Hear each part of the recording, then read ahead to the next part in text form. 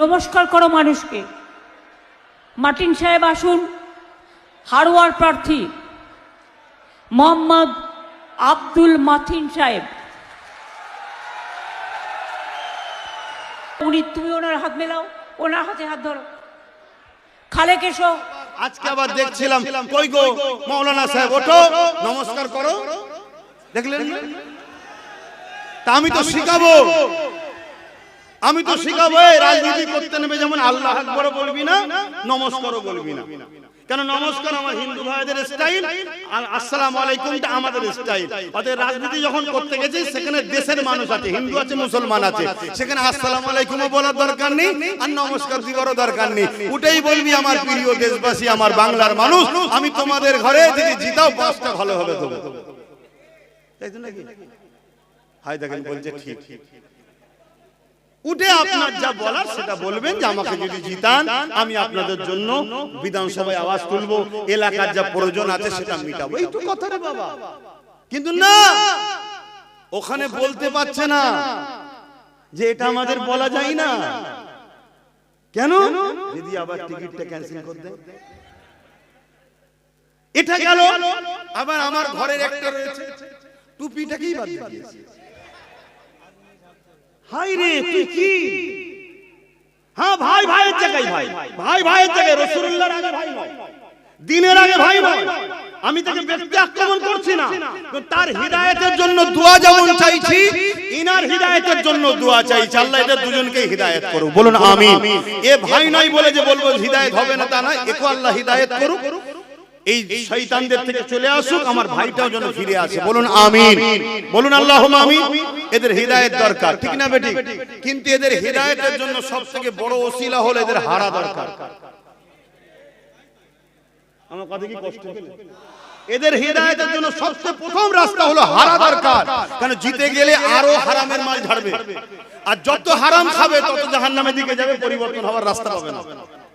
যদি বলেন আমরা হুজুর মানুষ খাবো কেন, তুই খাবি না আমি জানি, কিন্তু তোকে খেতে হবে। কেন? নিজের জন্য না খেলো, যার ইশারায় উঠে বলছিল নমস্কার করো, যার জন্য বলছি আগুনে ঝাঁপতে দেবো, সে বলবে লিয়া ইনকাম করে। কথা বুঝছেন না? বোঝেন না? হ্যাঁ, আর না হয় তোকে বলবে গ্যাজের কেসে ভরে দেবো। তুই ভাববি আমি হুজুর মানুষ বলিস, মানুষ গ্যাজের কেস খেয়ে যাবো, তো চুরি করেই নিয়েছিস। তাহলে পাপ তো এইভাবেই হয়। তুই কার দল করছিস? তুই দল করার জন্য এত সব, নিজের একটা দল করতে পারতিস দুজন মিলে। কি দুজন মিলে একটা দল করে নিতে পারতিস? যেমন অনেক দল হচ্ছে, তোরা দুজন মিলে একটা দল করে নিতে পারতিস, কি আরো যাদের এসব লোভ লালসা সেটা দল করে নিতে পারতিস, করে নিয়ে বলতে পারতিস, ঠিক না বেটি? আমার কিছু বলা থাকতো না, কেন? তার ইচ্ছা কাছে করতেই পারে। কিন্তু তুই এমন লোকের দল করতে গেলি যে লোকটা বলছে কোরআন শেষ হবে আর উন্নতি শেষ হবে, এই কথাটা মানিস? মানিস? যদি বলেন না মানিনি, আগে প্রথম এই কথাটাকে তোর নেত্রীকে ক্লিয়ার করতে বল যেটা আমি ভুল বলেছিলাম। আগে তোর নেত্রীকে বল যে কথা বলা আমার ভুল হয়েছিল, আমাকে সমান নজরে আপনারা দেখবেন। মানুষ মাত্র ভুল হতে পারে, আমরা দ্বিতীয় কিছু বলবো না। দ্বিতীয় নম্বর কথা, যার দল করতে গেছে সে তো বিজেপির আইনকে মেনে নিয়েছে। বিজেপি যে ওয়াকফ কালা কানুন করেছে, আমার কথা কষ্ট হচ্ছে। যদি আমার কথাই কষ্ট নেন তাহলে ফেরাউনের বিরুদ্ধে কেউ বলবেন না, নমরুদের বিরুদ্ধে বলবেন না। কারণ ফেরাউন নমরুদ ওরাও দ্বীনের দুশমন ছিল, তখন মুসা নবী ইব্রাহিম ছিল, এখন মুহাম্মদ রাসূলুল্লাহ দ্বীনের দুশমন আজকের এই ফেরাউন গুলো করছে। এরা রাজ ক্ষমতার জোরে ওয়াকফকে মিটাতে চাইছে। কেন্দ্র সরকার ওয়াকফ কালা কানুন করেছে, রাজ্য সরকার সে আইন মেনে নিয়েছে না লাইন? রাজ্য সরকার দুর্গাপুরে বুলডোজার দিয়ে মাদ্রাসা ভেঙেছে না ভাঙে? নদিয়াতে ঈদগাহ দখল করেছে না করে না? এই রাজ্যে ওয়াকফের জায়গার উপরে বিজেপির পার্টি অফিস আছে, যদি রাজ্য সরকারের পুলিশ চাইতো বাধা দাও।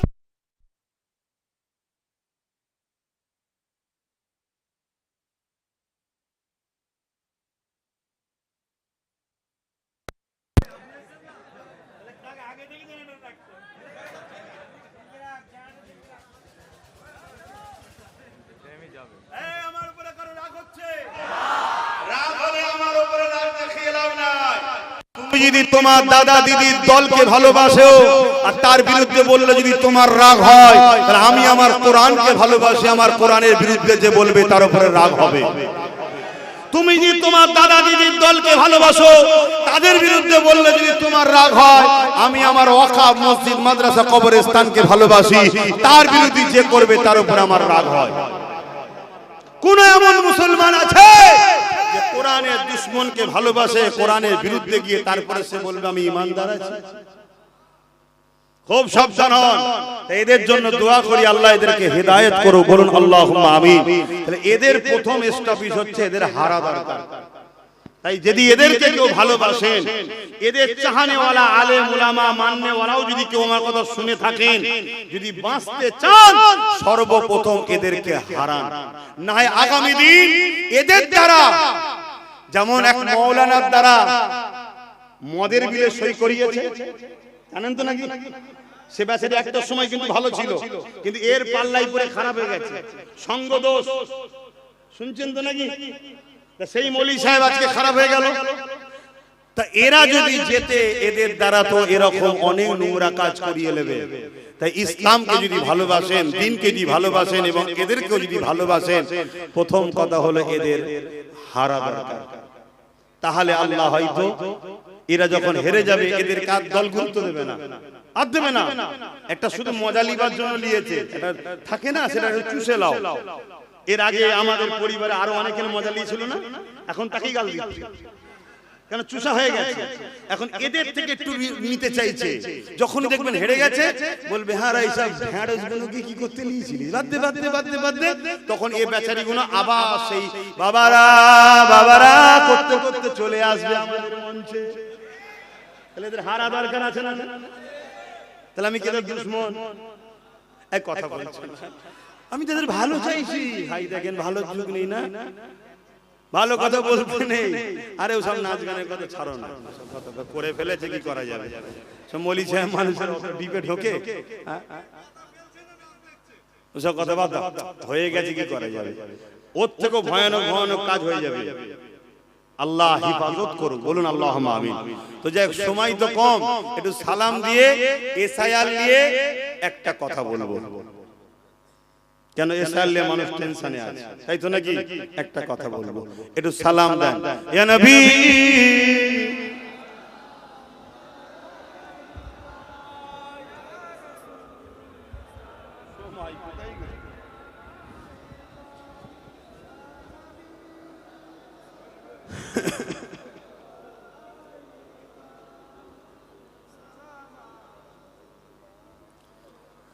আমার ভাইরা, আমাকে যারা ভালোবাসো, তোমরাও তো রাজনীতি, তাই তো নাকি? রাজনীতি করো, করো, মানা করবো না, করতে হবে। দেশের নাগরিক করবে না, ভালো কাজ তো, মানুষ সেবা, দেশ সেবা। কিন্তু রাজনীতির নামে খবরদার কাউকে লুটবে না। দ্বিতীয় নম্বর, রাজনীতির নামে কারো ধর্মকে যেমন আঘাত দেবে না, নিজের ধর্মের বিরুদ্ধে কোনো কাজ করে ফেলবে না। আজকে অনেকে দেখছি রাজনীতির নামে ফুর্তি আনন্দ করছে, বাজনা বাজাচ্ছে, খবরদার এগুলো করবে না। তোমাদের ফুর্তি করতে মন যাচ্ছে, 93 লক্ষ তোমার দেশবাসী বাংলার নাগরিকের এখন নাম নিশ্চিত হয়নি, কিসের আনন্দ এত? আর পাশাপাশি এই বাজনা ইসলামে হারাম। আল্লাহ রাসূল বলেছে একটা সময় মানুষের চেহারাকে শূকরের ন্যায়, বানরের ন্যায় বানিয়ে দেবে। কারণ কি? তারা এই নৃত্য বাজনা এসব প্রদর্শন করবে, এগুলো নিয়ে হুড়োহুড়ি করবে। তা সেই জায়গায় এ থেকে দূরে থাকবেন। আমার ভালোবাসার মানুষদেরকে বললাম, যদি আমায় ভালোবাসো তাহলে আমার কথা শুনতে হবে, ঠিক তো নাকি? তুমি কাউকে ভালোবাসো, দল করতে গেছো, ভাই আমাকে তোর ভালো লাগে, তোর হয়ে বেরিয়েছি, তোর মিছিলে যাব, তোকে ভোট দেবো, সব ঠিক আছে। কিন্তু তুই যদি আমাকে আল্লাহ রসুলের থেকে সরাতে চাস, জুতো খুলে তোর মুখে মারতেও রাজি, তোর সাথে আমি কোনোদিন যেতে রাজি না। আমি স্পষ্ট কথা বলছি, আমি আমার আব্বা আম্মাকেও ভালোবাসি আল্লাহ রসুলের জন্য। আমি সেই ছেলে, আমি কাউকে চিনি না। হ্যাঁ, প্রয়োজন হয়েছে আমি আমার ভাইকে না পেয়েছি, আমার ভাইও যদি কোনোদিন ভুল রাস্তায় চলে আমি তাকে ধরি। একবার একটা রাগের মাথায় একটা নোংরা ভাষা বলেছিল আমার ভাই, আপনারা জানেন কি জানি না। আমি ঘরে ডেকে তাকে বলেছি, দ্বিতীয়বার যদি এই কথা তোর মুখ দিয়ে বেরোয়, নিজে যদি কন্ট্রোল না করতে পারিস তাহলে রাজনীতি করতে হবে না, চলে। রাগ হবে, লোক অনেক কিছু বলবে, নিজেকে কন্ট্রোল করতে হবে। বললো না, ওই মায়ের কান্নাটা দেখে আমি সহ্য করতে পারিনি। এক মায়ের কান্না দেখে যদি সহ্য না করতে পারি, আগামী দিন লাখো মায়ের কান্না বাঁচাবি কি করে? তাকে আমি বড় ভাই হিসেবে বুঝিয়েছি। হ্যাঁ, কিছু এআই ছবি করা যায়, সেসব ছবি করে আমার ভাইয়ের বিরুদ্ধে প্রচার করছে, আমার বিরুদ্ধে প্রচার করছে। যেমন আমার একটা ছবি দিয়েছে বিজেপির 3টে নেতা, দুটো লম্বা একটা বেটে, লম্বা দুটোকে পাশে রেখেছে আর বেটেটার মাথা কেটে আমার মাথা বসিয়ে দিয়েছে। খুব জোর আল্লাহ বাঁচিয়ে দিয়েছে। আল্লাহ যদি লম্বা কারো মাথায় দিত তাহলে প্রমাণ করতে একটু সমস্যা হতো। আমি তো লম্বা মানুষ, বেটের মাথায় দিয়ে দিয়েছে বলে চট করে প্রমাণ হয়ে গেছে যে এটা ফেক। খোদা কিভাবে বাঁচাচ্ছে দেখছে। তো এইরকম দ্বারা অনেক কিছু এআই করা যায়। 30 সেকেন্ডের বক্তব্য আমার ছেড়েছে, এগুলো আলাদা জিনিস ভাই। কিন্তু হ্যাঁ, যদি অন্যের দেখা দেখি কেউ এই রাজনীতির নামে অন্য কোন ধর্মকে আঘাত দাও বা অন্য কোন ধর্মের উৎসবকে নিজের কালচারের মধ্যে নিয়ে আসো, আমার ভালোবাসার মানুষদের বলবে এটা অন্যায় হচ্ছে, এটা ড্রামা, নাটক। নাটক করা উচিত নয়, মানুষের সঙ্গে ধোঁকা দিও না। তোমার কোনো কিছু নাই, তুমি মন্দিরে চলে গেলে, তুমি মন্দিরে কেন গেলে? তুমি কখনো গেছো না? তাহলে ভোটের সময় গেলে কেন? না, হিন্দু ভাইরা যদি এইটা মনে করে আমায় ভোট দেয়, তাহলে হিন্দু ভাইদের ধোঁকা দিলে তুমি কি ভোট লিবার জন্য তার কাছে গেছো? ঠিক তেমনই কোন অমুসলিম যদি মসজিদে চলে আসে, ভাই কোনোদিন এসেছো না? এসেনি। আসলে কেন? না, মুসলমানরা যদি ভোটটা দেয় তাহলে তুমি আমার মুসলিম ভাইকে মসজিদ দেখিয়ে বোকা বানাচ্ছ। এই নাটকটা করা উচিত না। তোমার ধর্ম, তোমার উৎসব তোমার কাছে, আমি দেশ সেবা করতে নেমেছি ভাই, আমাকে যদি সুযোগ দাও আমি তোমাদের জন্য বিধানসভায় লড়বো। যেমন আমাদের চেয়ারম্যান নওশাদ সিদ্দিকী, সে 5টা বছর ভাঙড়ের মানুষের জন্য, বাকি 15টা কি বলে 11টা বছর জানা হয়েছে, এই 4 বছরে তার 10 গুণ বেশি ভাঙড়ে হয়েছে। 100 কোটি টাকার উপরে খরচ হয়েছে বলছে, শুনছেন তো নাকি? তো বাকি 10 বছর হয়নি কেন? কথা মাথায় ঢুকছে? তো এরকম যদি কেউ ভালো কাজ করতে চায় করো, অসুবিধা নেই, ইসলামের নিষেধ নাই। কিন্তু রাজনীতির নামে জানো খবরদার এমন কোন কাজ না হয় যেটা অন্য ধর্মের উপরে আঘাত দিয়ে ফেললেন বা নিজেরও ধর্ম বিরোধী কোনো কাজ করে ফেললেন, এমন কাজে জড়াবেন না। এটা এই বলা শিখাবার রাইট আমার আছে না? না, এটা আছে বাপ, তাই আমি শিখাচ্ছি। এ নবী সালাম, ইয়া রাসূল সালাম, ইয়া হাবিব সালাম, সালাবাতুল্লাহ পড়িল আল্লাহ আরবানি, পোহালো দুঃখে রজনী, হইল জগৎ অনুরানী, আমিনা নয়নের মনি, ইয়া নবী সালাম, ইয়া রাসূল সালাম, ইয়া হাবিব সালাম, সালাবাতুল্লাহ। ছোট্ট করে একটু এক লাইনে একটু এসে আল্লাহ একটা কথা বলবো, দোয়া করে দেবো। সকলে বসেন, তাড়াতাড়ি বসেন, নামাজ পড়বেন না?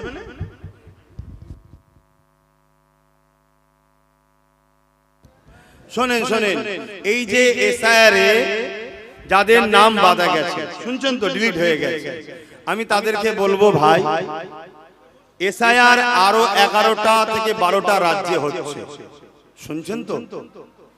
কোন রাজ্যে এরকম সমস্যা হয়নি যেটা বাংলায় হচ্ছে।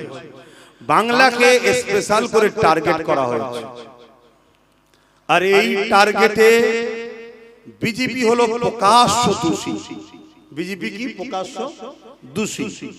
আর বিজেপিকে সম্পূর্ণ সহযোগিতা করেছে এক্স মুখ্যমন্ত্রী, রাজ্য সরকার।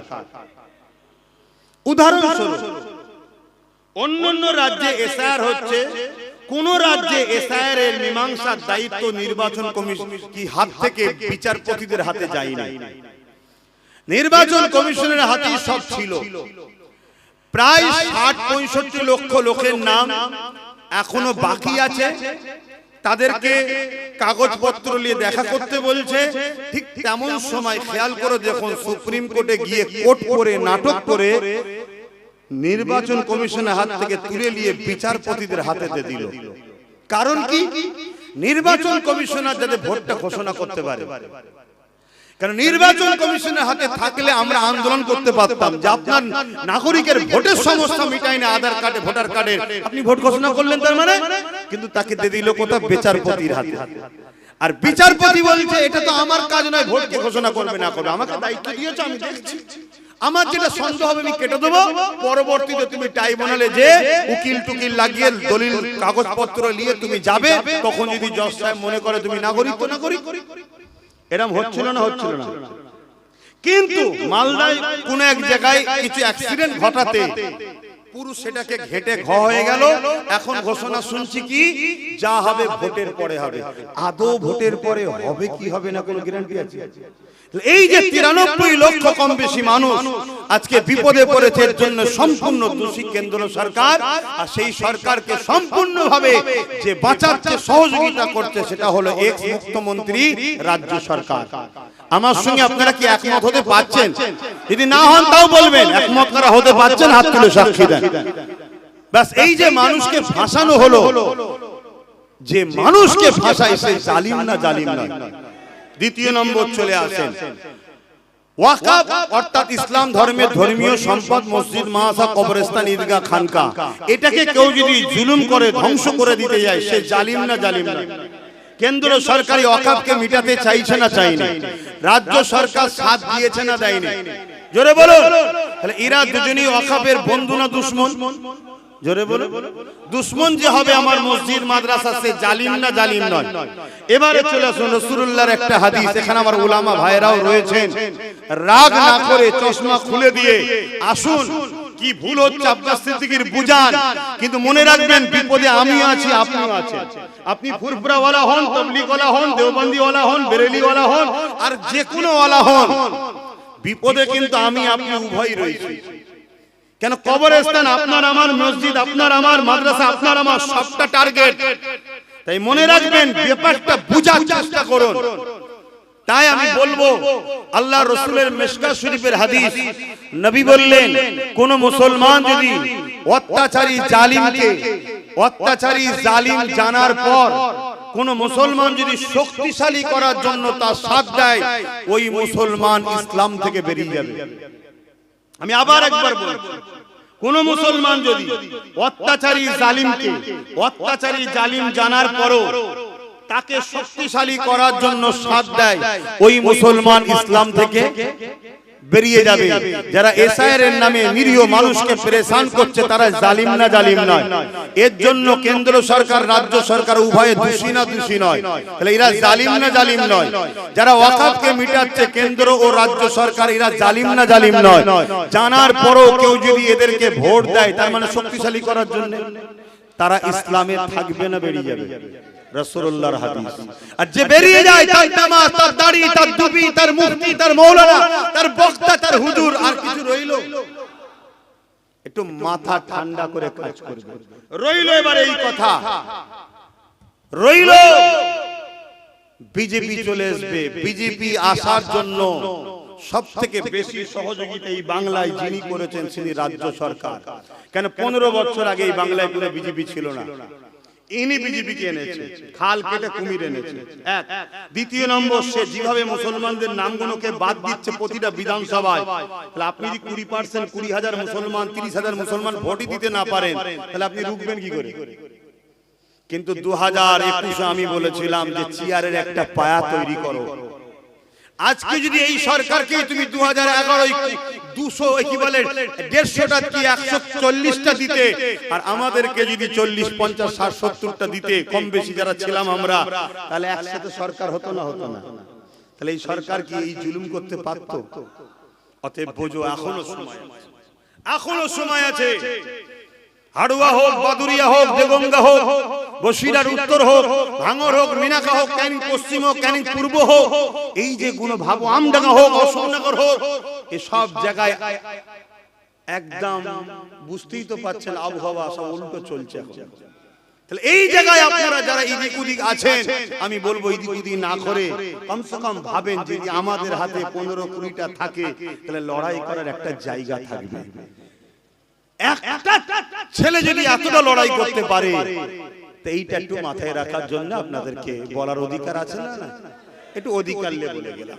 বাকি দুটো বিষয় বললাম, সেটা হলো এসআইআরের দুশমন, এসআইআর করে যে মানুষকে শেষ করছে যারা, আর যারা ওয়াকফকে মিটাচ্ছে, জালিমকে ভোট দিলে, জালিমকে শক্তিশালী করলে আল্লাহ রাসূল বলছে ইসলাম থেকে বেরিয়ে যাবে, একটু মনে রাখবেন।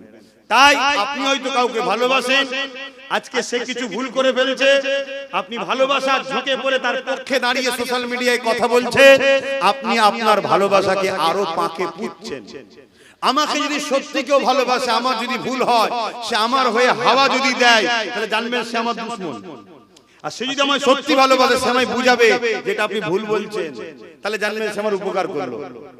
তাহলে আজকে যেভাবে আমার ওয়াকফ, আমার মুসলিম সম্প্রদায়কে বিশেষ করে টার্গেট করা হয়েছে, পাশাপাশি এসসি এসটি ভাইয়েরাও বিপদে, হিন্দু সমাজের বড় একটা অংশ গরিব মানুষ বিপদে, সবটাকে খেয়াল করেই আমাদের চলতে হবে। যদি অনেকে বলছে যদি আমাদের সঙ্গে আপনাদের মনে হয় যে সাথ দিতে অসুবিধা হবে, তাহলে আমি বলবো বিগত দিন যাদের সাথ দিয়েছিলেন তারা আপনাদের জন্য কি করলো বলেন, কি করেছে বলেন। সেই জায়গায় আমরা তো বেশি কিছু বলছি না, আমরা শুধু ডিফেন্স করার মতো একটা শক্তি আমাদেরকে দেন, একটা ডিফেন্স করার মতো শক্তি নিজেদের হাতে একটা রাখেন, এটা দরকার আছে না নাই? কেন বাই চান্স যেমন আজ ঠকালো, এসআইআর হতে দেবো না, আমার লাশের উপর দিয়ে হবে, হইয়ে দিল। ওয়াকফ আমাদের ব্যাপার নয়, দিল্লি চলে যাও আন্দোলন করো, বলেছে তো নাকি? তাহলে আপনাদের তো দিন এসছে, বলবেন তো দিল্লি চলে যাও, বলবেন না? সেই জায়গায় এই যে ফাঁসিয়ে দিল, আজকে বলছে নাকি এনআরসি তে কাউকে ক্যাম্পে যেতে দেবো না, তো এ যা না বলে সব হ্যাঁ হয়। তাহলে কালকে আপনার হয়ে লড়বে কে?